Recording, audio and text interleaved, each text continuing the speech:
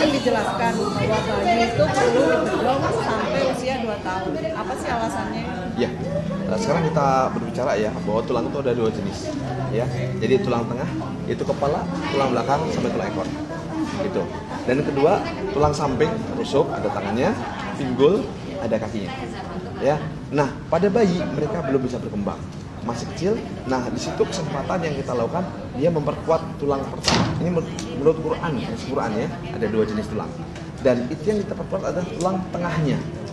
Nah, sekarang kalau kaki misalnya, kan di bedong itu berarti diikat ya, nah, diluruskan dengan posisi tertentu, jadi ya misalnya, sehingga kaki langsung lurus, tangan lurus seperti ini.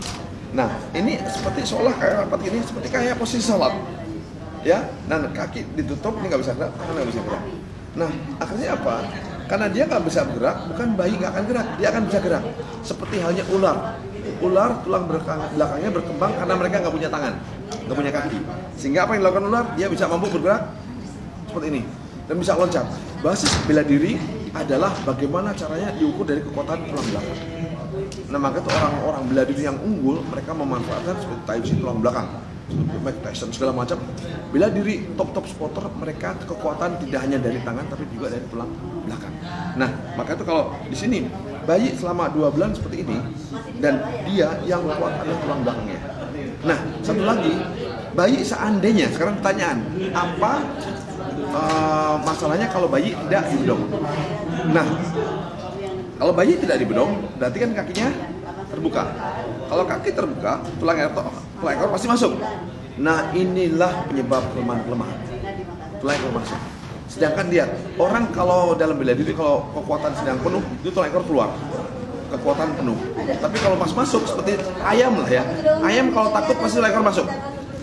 Ya, kalau ayam mau berkelahi tulang ekor berkembang.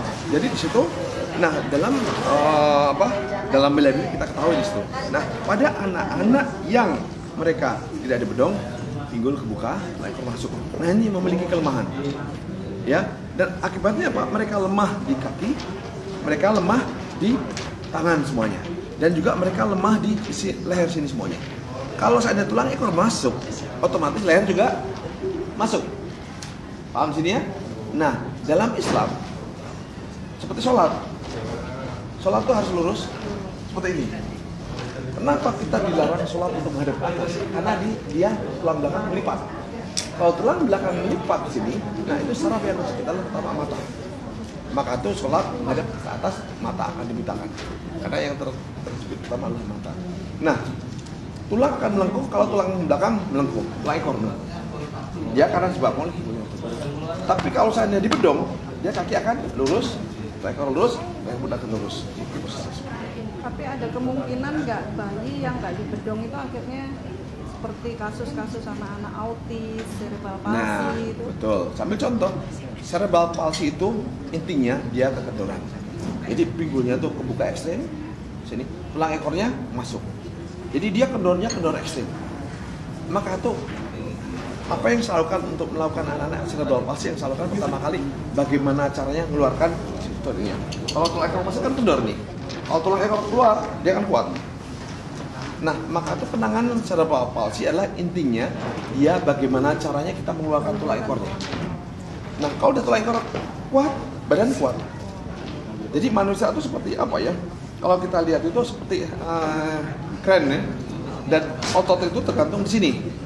Kalau otot ini tulang ekor kuat, yang atas kuat. Tapi kalau masuk dia akan kendor.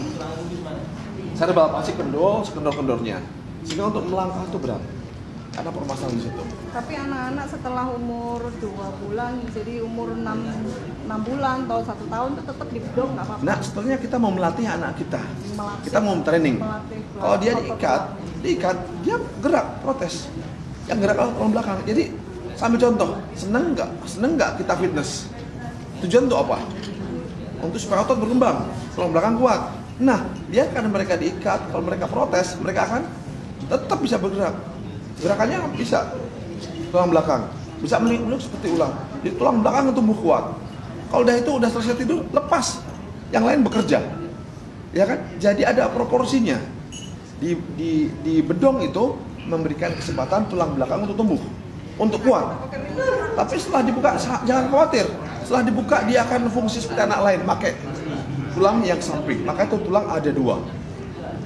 Tulang tengah yang kata Allah. Nah setelah itu berikutnya Allah ciptakan baru tulang samping tangan, pinggul, kaki. Ya, jadi ada dua jenis tulang. Maka itu dengan dibedong kita memperkuat tulang tengah. Nah itu yang penting di situ. Bukan masalah apa. Nanti betul iman tenang aja. Ya, pasti bergerak. Nah kalau tulang belakang kuat, nah itu berhubungan dengan kekuatan. Ya kan? Nah orang autis permasalahan ingat ya. Selama ini kita fokus hanya kepada kepala saja. Nah sedangkan Allah ciptakan kepala, tulang belakang, tulang ekor satu paket. Artinya apa? Nggak boleh dipisah-pisah. Itu merupakan satu kesatuan, satu fungsi. Dan satu hal yang paling penting di antara semua itu yang paling penting adalah tulang ekor. Karena disebutkan berbagai macam di dalam Quran. Ya, jadi semua ada dalam Quran. Nah sekarang tergantung kita mau melihat manusia dari sisi mana. Dari sisi manusia atau dari sisi yang menciptakan manusia. Kalau dari sisi yang menciptakan manusia, tulang ekor menempati posisi paling penting. Dan itu disebutkan berkali-kali dalam Quran.